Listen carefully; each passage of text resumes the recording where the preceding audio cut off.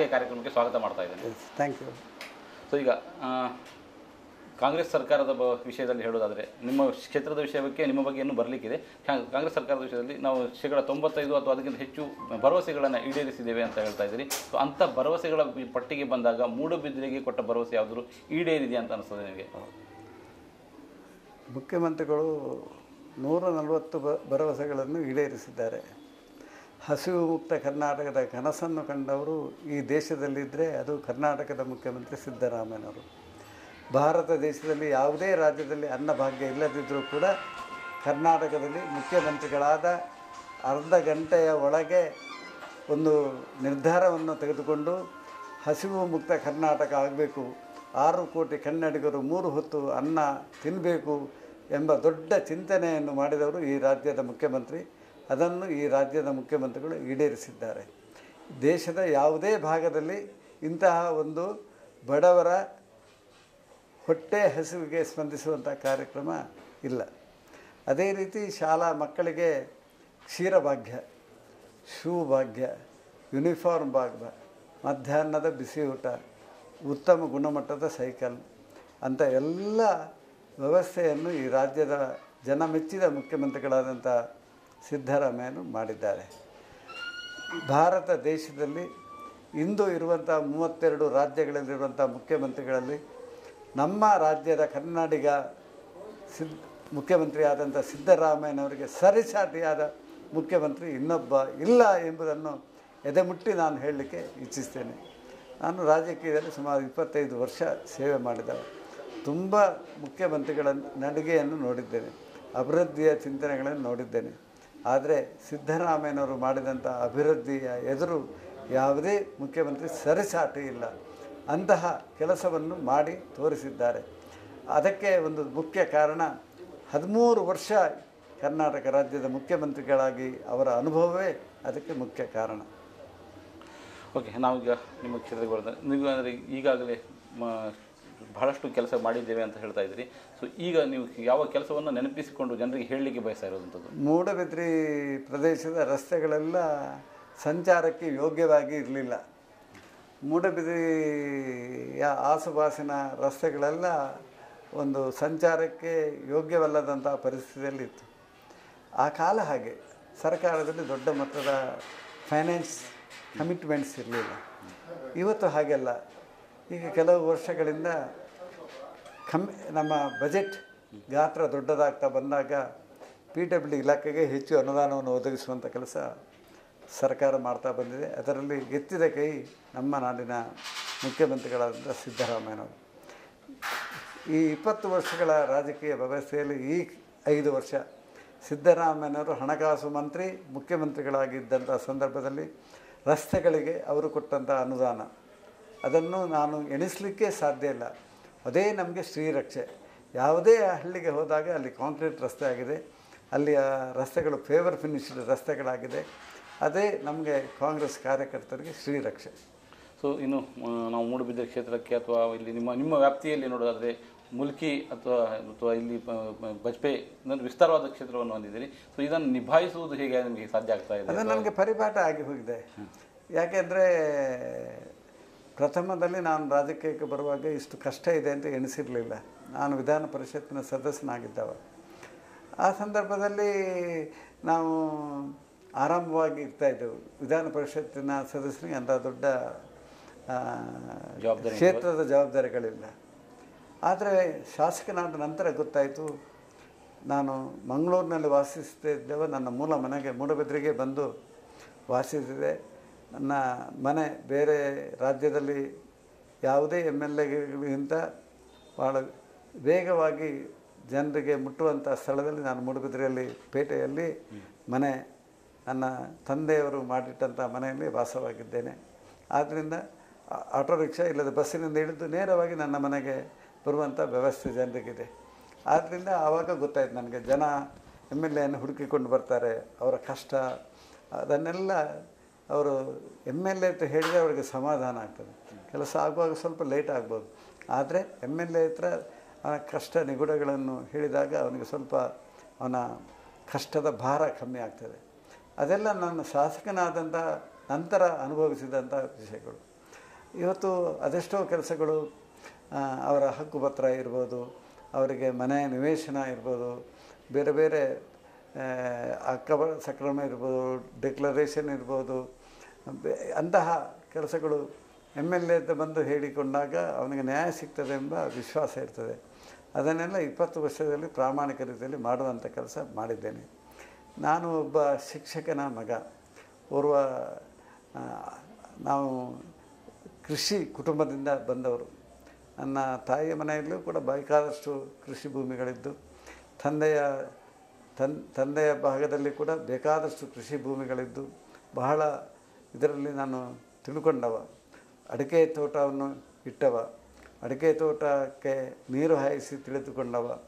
ಆದ್ದರಿಂದ ಎಲ್ಲ ಕೃಷಿಯ ಕಷ್ಟವನ್ನು ಕೂಡ ಅನುಭವಿಸಿದವ. ನಾವು ಕೃಷಿ ಬದುಕು ಹೇಗೆ ಅಂದರೆ ಚಾಪೆಯಿಂದ ನೆಲದಿಂದ ಚಾಪೆ, ಆ ರೀತಿಯ ಬದುಕಿತ್ತು. ಆದರೆ ಇವತ್ತು ದೇಶಕ್ಕೆ ಸ್ವಾತಂತ್ರ್ಯ ಬಂದು 70 ವರ್ಷಗಳಾಗುವಾಗ ರೀತಿ ನೀತಿಗಳು ಬದಲಾವಣೆ ಆಗಿದೆ. ಈಗ ರೈತ ಲಾಭದಾಯಕ ಕೃಷಿಯ ಕಡೆಗೆ ಹೋಗುವಂಥ ವ್ಯವಸ್ಥೆ ಆಗಿದೆ. ಹಿಂದೆ ನಾನು ನನ್ನ ಕಾರ್ಯಕ್ರಮದಲ್ಲಿ ಹೇಳಿದ್ದೆ,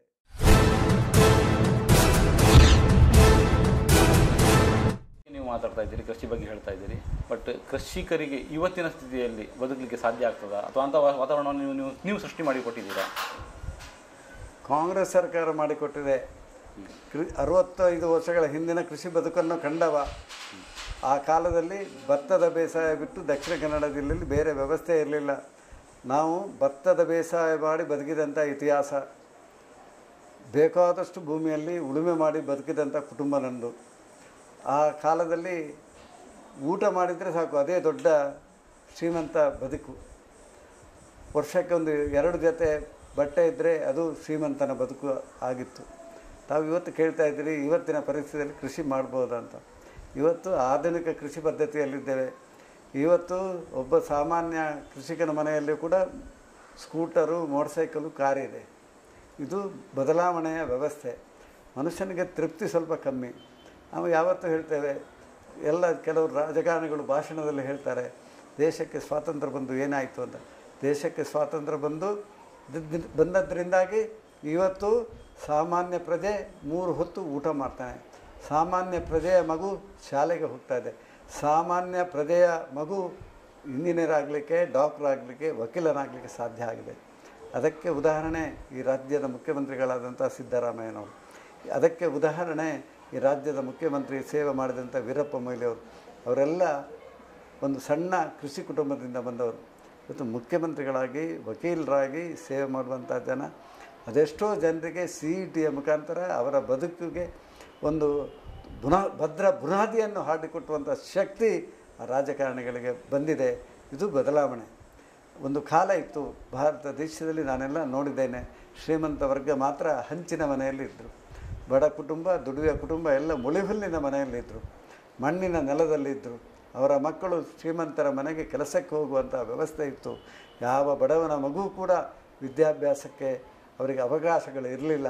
ಇದು ಬದಲಾವಣೆ.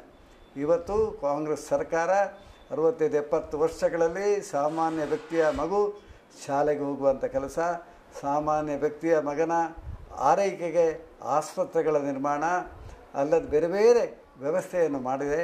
ಸಾಮಾನ್ಯ ವ್ಯಕ್ತಿಯ ಮಗ ಇವತ್ತು ಒಳ್ಳೆಯ ರೀತಿಯಲ್ಲಿ ಕಲಿತರೆ ಎಷ್ಟೋ ಜನ ಡಾಕ್ಟರ್ ಆಗಿದ್ದಾರೆ, ಇಂಜಿನಿಯರ್ ಆಗಿದ್ದಾರೆ, ಜಡ್ಜ್ ಆಗಿದ್ದಾರೆ. ಆದ್ದರಿಂದ ಅದನ್ನು ನಾವು ತಿಳ್ಕೊಳ್ಬೇಕು. ನಾವು ಬರೀ ಕ್ವಶ್ಚನ್ ಮಾರ್ಕಲ್ಲ, ಪ್ರಾಮಾಣಿಕನಾಗಿದ್ದರೆ, ದುಡಿದರೆ ಇವತ್ತಿನ ದಿನದಲ್ಲಿ ಭಾರತದಲ್ಲಿ ಯಾವುದೇ ವ್ಯಕ್ತಿಗೆ ಬದುಕಲಿಕ್ಕೆ ಕಷ್ಟ ಇಲ್ಲ. ಓಕೆ, ಈಗ ನಾವು ನಿಮ್ಮ ಕ್ಷೇತ್ರದ ಕುಡಿಯುವ ನೀರಿನ ಸಮಸ್ಯೆ ಒಂದು ಭಾರಿ ದೊಡ್ಡ ಸಮಸ್ಯೆಯಾಗಿ ಕಾಡ್ತಾ ಇತ್ತು. ಅದನ್ನು ನಿವಾರಣೆ ಮಾಡುವ ದಿಸೆಯಲ್ಲಿ ನಾನೇ ಸಾಕ್ಷಿ. ನಾನು ಹುಟ್ಟಿದ್ದು ಮೂಡುಬಿದ್ರೆಯಲ್ಲಿ. ನನ್ನ 2 ಜಮೀನುಗಳು, ತಂದೆಯ ಭೂಮಿ ಮಿಜಾರ್ನಲ್ಲಿ, ತಾಯಿಯ ಭೂಮಿ ಮನೆ ಇರೋದು ಸಿದ್ದಕಟ್ಟೆಯಲ್ಲಿ. ಆದರೆ ನನ್ನ ಜನನ ಆದದ್ದೇ ಮೂಡುಬಿದ್ರೆಯಲ್ಲಿ. ಆ ಕಾಲದಲ್ಲಿ ನಾನು ಬಾಲಕನಾಗಿದ್ದಾಗ ನಮ್ಮ ಮನೆಯಲ್ಲಿ ಏಪ್ರಿಲ್ ಮೇಯಲ್ಲಿ ನಮ್ಮ ಬಾವಿಯಲ್ಲಿ ನೀರಿಲ್ಲ. ಆ ಏಪ್ರಿಲ್ಗೆ ರಜೆ ಯಾವಾಗ ಬರ್ತದೆ ಅಂತ ಕಾಯುವುದು. ನಮ್ಮ ತಾಯಿ ಹೇಳೋದು, ನಾವು ಊರಿಗೆ ಹೋಗುವ, ಅಲ್ಲಿ 2 ತಿಂಗಳು ಏಪ್ರಿಲ್ ಮೇ ತಿಂಗಳಲ್ಲಿ ಮೂಡುಬಿದ್ರೆಯಿಂದ ಸಿದ್ದಕಟ್ಟೆಯಲ್ಲಿ ಹೋಗಿ ವಾಸಿಸ್ತಾ ಇದ್ದೇವೆ. ಯಾಕೆ? ಒಂದೇ ಕಾರಣ, ಮೂಡುಬಿದ್ರೆಯಲ್ಲಿ ಕುಡಿಯಲಿಕ್ಕೆ ನೀರಿಲ್ಲ. ನಮ್ಮಲ್ಲಿ ಆ ಕಾಲದಲ್ಲಿ ಯಾವಾಗ 60 ವರ್ಷಗಳ ಹಿಂದೆ ನನ್ನ ಮನೆಯಲ್ಲಿ ಪಂಪು, ಓವರ್ ಹೆಡ್ ಟ್ಯಾಂಕು ಎಲ್ಲ ವ್ಯವಸ್ಥೆ ನನ್ನ ತಂದೆ ಮಾಡಿದ್ದು. ಆದರೂ ಕೂಡ ನಮ್ಮ ಬಾವಿಯಲ್ಲಿ ನೀರಿಲ್ಲದಿದ್ದರೆ ಏನು ಮಾಡಲಿಕ್ಕೆ ಸಾಧ್ಯ? ಆದ್ದರಿಂದ ಆ 2 ತಿಂಗಳು ನಾವು ಹಳ್ಳಿಯಲ್ಲಿ ಇರ್ತಾಯಿದ್ವಿ. ನಮಗೆ ಆ ಪರಿಸ್ಥಿತಿ ಇರುವಾಗ ಬೇರೆ ಜನರಿಗೆ ಹೇಗಿರು.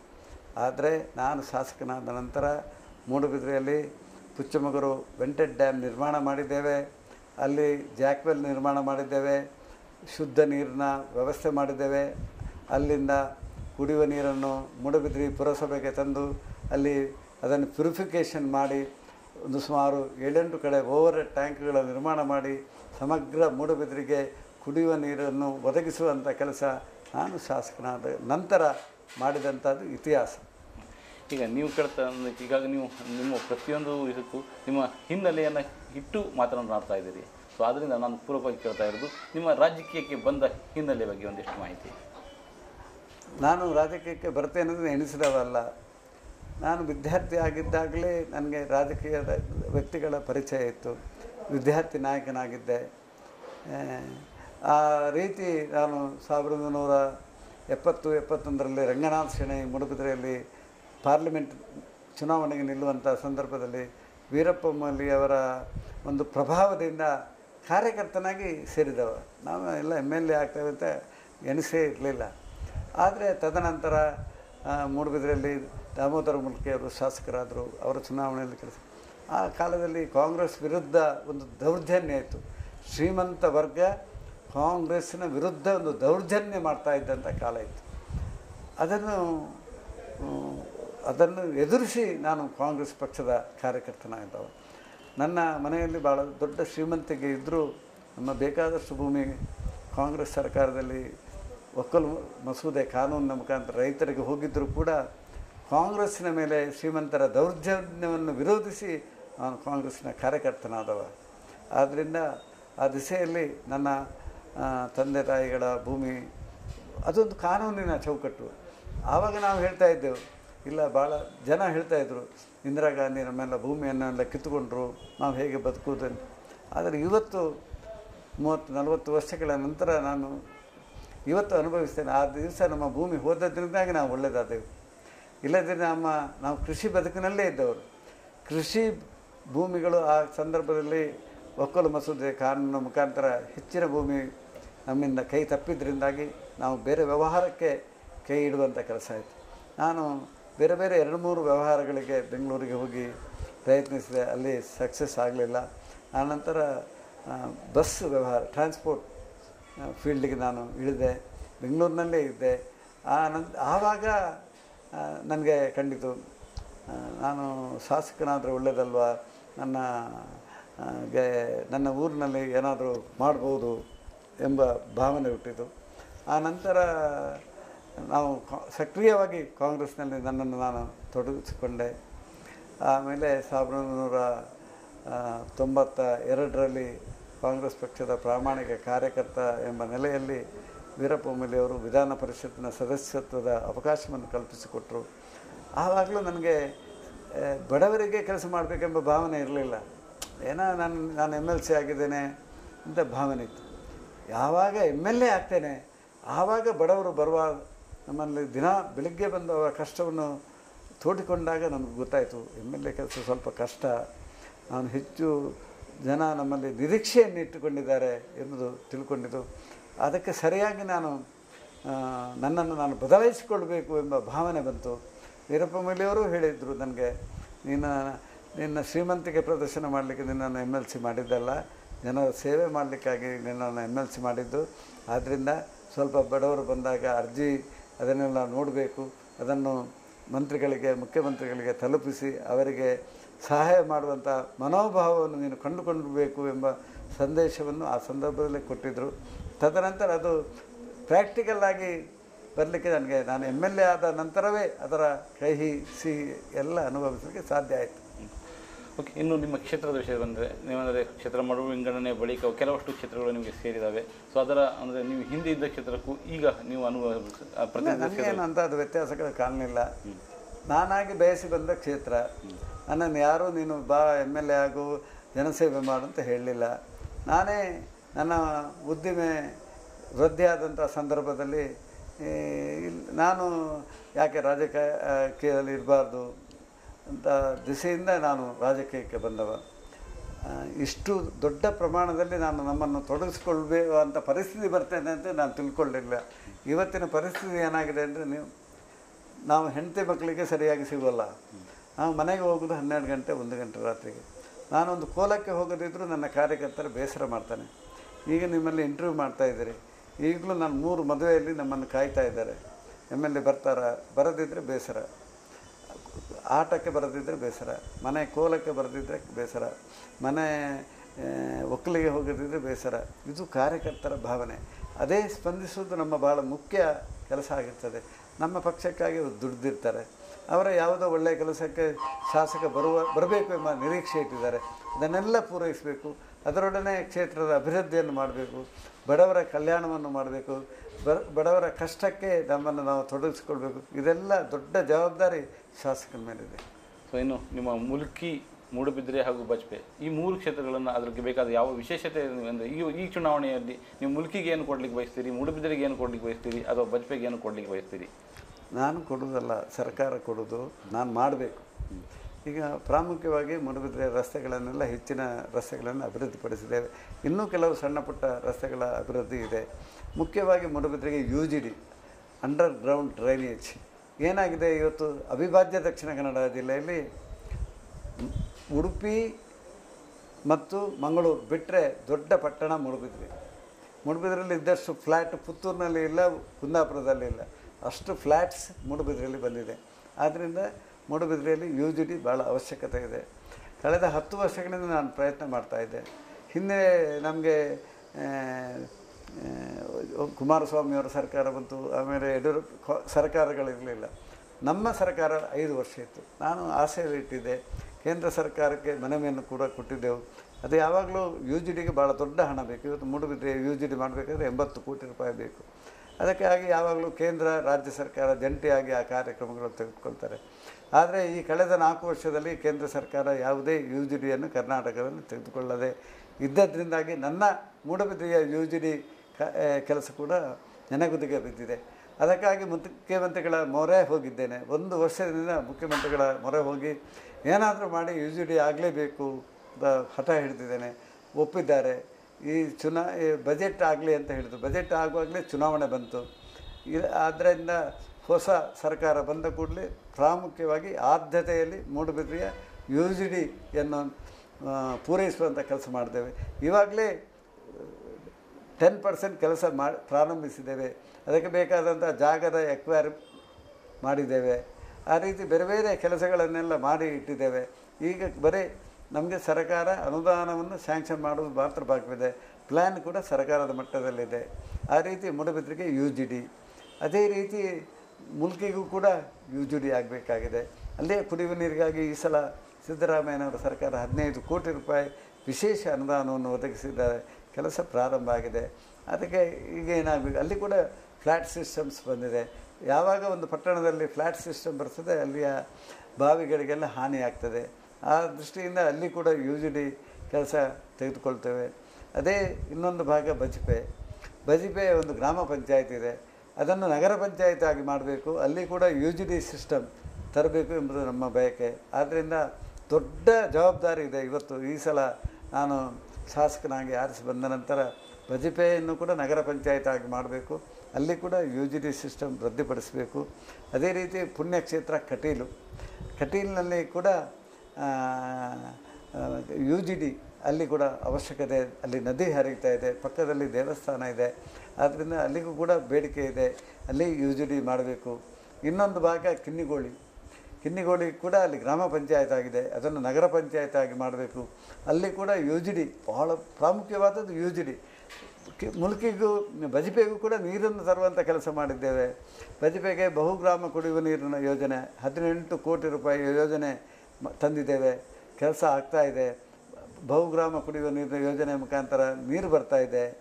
ತಾವು ಕೇಳಿದ್ರಿ ಮುಲ್ಕಿಗೆ ಕುಡಿಯುವ ನೀರಿಗಾಗಿ 4.5 ಕೋಟಿ ರೂಪಾಯಿ ಯೋಜನೆ ನಾವು ನಮ್ಮ ಸರ್ಕಾರ ಇರುವಾಗ ಮಾಡಿದ್ದೇನೆ. ಇವತ್ತು ಆ ನೀರು ಬರ್ತಾಯಿದೆ. ವಿಶೇಷವಾಗಿ ಈ ಸಲ 15 ಕೋಟಿ ರೂಪಾಯಿ ಮುಖ್ಯಮಂತ್ರಿಗಳು ಕೊಟ್ಟಿದ್ದಾರೆ. ಅದೇ ರೀತಿ ನನ್ನ ಬಜಿಪೆ ಕ್ಷೇತ್ರದ 10 ಗ್ರಾಮಗಳಿಗೆ 54 ಕೋಟಿ ರೂಪಾಯಿಯ ಬಹುಗ್ರಾಮ ಕುಡಿಯುವ ನೀರು ಯೋಜನೆ ಪೂರ್ಣ ಮಾಡಿದ್ದೇವೆ. ಅದರಿಂದ ಆ 10 ಗ್ರಾಮಗಳಿಗೆ ಕುಡಿಯುವ ನೀರು ಕೊಡ್ತಾ ಇದ್ದೇವೆ. ಈಗ ಬೇಕಾದದ್ದು ಬಜಿಪೆಗೆ UGD, ಅದನ್ನು ಕೂಡ ಆದ್ಯತೆಯಲ್ಲಿ ಮುಂದಿನ ದಿನಗಳಲ್ಲಿ ಮಾಡ್ತೇವೆ. ಸೊ ಈಗಾಗಲೇ ಮತದಾರರ ವಿಷಯದಲ್ಲಿ ಬರೋದಾದರೆ ಅಂದರೆ ಈಗ ಜನ ಮತದಾರರ ಹತ್ತಿರಕ್ಕೆ ಹೋದಾಗ ನಿಮಗೆ ಏನು ಅನಿಸಿತು ಅಥವಾ ನಿಮ್ಮ ಪ್ರತಿಕ್ರಿಯೆಗಳು? ಜನ ನಮ್ಮನ್ನು ಭಾಳ ಪ್ರೀತಿಸ್ತಾರೆ, ಸಾಮಾನ್ಯ ವರ್ಗ ನಮ್ಮನ್ನು ಪ್ರೀತಿಸ್ತಾರೆ. ನಾವು ಜನರ ಕಷ್ಟಕ್ಕೆ ಸ್ಪಂದಿಸ್ತೇವೆ ಎಂಬ ಮನೋಭಾವವನ್ನು ಜನ ಕಂಡುಕೊಂಡಿದ್ದಾರೆ. ಜನ ನೋಡ್ತಾರೆ ಪ್ರಾಮಾಣಿಕ ಯಾರು ಅಂತ.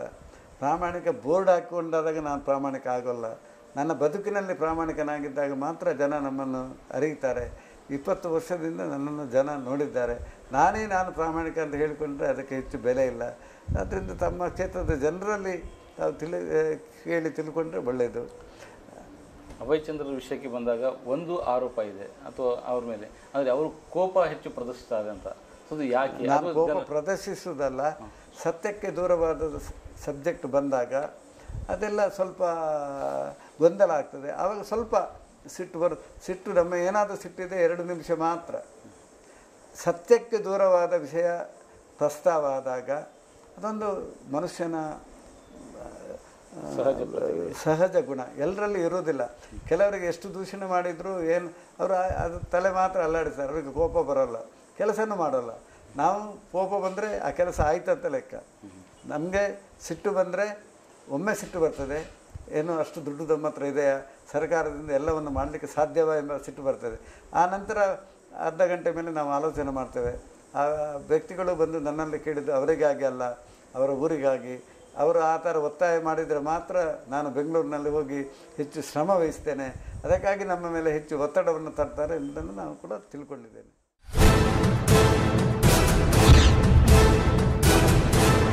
ಒಂದು ಅವಕಾಶಗಳು ಲಭ್ಯ ಆಯಿತು. ಬೇರೆ ಎಲ್ಲರೂ ಕೂಡ ನಾನು ನೋಡಿದ್ದೇನೆ, ಶಾಸಕರಾಗಿ ಚುನಾವಣೆಗೆ ನಿಂತ ಪ್ರಥಮ ಬಾರಿ ಹೇಳ್ತಾರೆ ನಾನು ಮೊನ್ನೆ ಮಂತ್ರಿ ಅಂತ. ನಾನು 2 ಸಲ ವಿಧಾನ ಪರಿಷತ್ ಸದಸ್ಯ, 4ನೇ ಸಲ MLA ಆದೆ. ಆ ಸಂದರ್ಭದಲ್ಲಿ ಕೂಡ ನಾನು ಮಂತ್ರಿ ಆಗ್ತೇನೆ ಅಂತ ಎಣಿಸಿರಲಿಲ್ಲ. ನಾನು ನನ್ನ ಮಿತ್ರ ರಮಾನಾಥ್ ರೈ ಅವರು ಮಂತ್ರಿ ಆಗ್ತಾರೆ, ಅದರಲ್ಲಿ ಆ ಓತ್ ಟೇಕಿಂಗ್ ಸೆರೆಮನಿಯಲ್ಲಿ ನಾನು ಹೋಗಿ ಭಾಗವಹಿಸಬೇಕು ಎಂಬ ದೃಷ್ಟಿಯಿಂದ KSRTC ಬತ್ತ ಹತ್ತಿದ್ದೆ.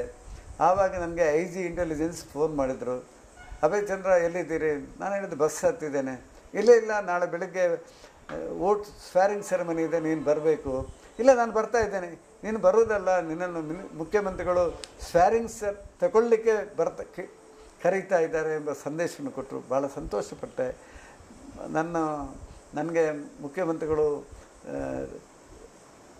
ಕ್ರೀಡಾ ಮಂತ್ರಿ ಹಾಗೂ ಮೀನುಗಾರಿಕಾ ಮಂತ್ರಿಯಾಗಿ ನೇಮಿಸಿದರು. ನನ್ನ ಸಮಾಜದಿಂದ ಮೀನುಗಾರಿಕಾ ಖಾತೆ ಕೊಟ್ಟದಕ್ಕೆ ಸ್ವಲ್ಪ ನೋವನ್ನು ವ್ಯಕ್ತಪಡಿಸಿದರೂ ಕೂಡ ನಾನು ಹೇಳಿದೆ, ನಾನು ಸರ್ಕಾರದ ಮಂತ್ರಿ, ನಾನು ಜನರ ಸೇವೆ ಮಾಡಲಿಕ್ಕಿರುವವ, ನನಗೆ ಯಾವುದೇ ಜಾತಿ ಮತ ಭೇದ ಇರಬಾರ್ದು, ಜನರ ಸೇವೆ ಮಾಡುವುದೇ ನನ್ನ ಧ್ಯೇಯ ಆಗಿರಬೇಕು. ಮೀನುಗಾರ ಬಂಧುಗಳು ನನಗೆ ಮತ ಕೊಟ್ಟಿದ್ದಾರೆ. ನಾನು ಮೀನು ತಿನ್ನುವುದು ತಪ್ಪು, ಆದರೆ ಮೀನುಗಾರಿಕಾ ಇಲಾಖೆಯನ್ನು ನಿರ್ವಹಣೆ ಮಾಡೋದಕ್ಕೆ ನೀವು ಆಕ್ಷೇಪ ಮಾಡಬಾರ್ದು. ಅದು ಆಕ್ಷೇಪಾರ್ಹ ಅಲ್ಲ, ಅದು ಒಬ್ಬ ಶಾಸಕನು ಮಾಡಬೇಕಾದಂಥ ಕರ್ತವ್ಯ. ಅದನ್ನು ನಾನು ಮಾಡ್ತೇನೆ ಪ್ರಾಮಾಣಿಕವಾಗಿ ಎಂಬ ಮಾತನ್ನು ಹೇಳಿದ್ದೆ. ಬಹಳ ಸಂತೋಷದಿಂದ 3.5 ವರ್ಷ ಕ್ರೀಡಾ ಮಂತ್ರಿಯಾಗಿ ಮೀನುಗಾರಿಕಾ ಮಂತ್ರಿಯಾಗಿ ಸೇವೆ ಮಾಡಿದ್ದೇನೆ. ಹೆಚ್ಚಿನ ಮೀನುಗಾರರಿಗೆ ನ್ಯಾಯ ಒದಗಿಸುವಂಥ ಪ್ರಾಮಾಣಿಕ ಕೆಲಸವನ್ನು ನನ್ನ ಮುಖ್ಯಮಂತ್ರಿಗಳಾದಂಥ ಸಿದ್ದರಾಮಯ್ಯನವರ ಸಹಾಯದಿಂದ ಮಾಡಿದ್ದೇನೆ. ಅದೇ ರೀತಿ ಕ್ರೀಡಾ ಸಚಿವನಾಗಿ ಕೂಡ ನನ್ನ ಬಹಳ ಪ್ರೀತಿಯ ಒಂದು ಸಬ್ಜೆಕ್ಟ್ ಕ್ರೀಡೆ. ಯಾಕೆಂದರೆ ನಾನು ಕ್ರೀಡಾಪಟು, ನನ್ನ ತಂದೆ ಕ್ರೀಡಾಪಟು. ಆದ್ದರಿಂದ ಬಾಲ್ಯದಿಂದಲೇ ಕ್ರೀಡೆಯನ್ನು ನಾನು ತೊಡಗಿಸಿಕೊಂಡವ. ಆದ್ದರಿಂದ ಅಲ್ಲದೆ ನನಗೆ ಮೂಡುಬಿದ್ರೆಯಲ್ಲಿ ಕ್ರೀಡೆಗೆ ಏನಾದರೂ ಮಾಡಬೇಕು ಎಂಬ ಆಸೆ ಇತ್ತು. ಯಾಕೆಂದರೆ ಮೋಹನ್ ಆಳ್ವರು ಅದ್ಭುತವಾದಂಥ ಕೆಲಸವನ್ನು ಮೂಡುಬಿದ್ರೆಯಲ್ಲಿ ಮಾಡಿದ್ದಾರೆ.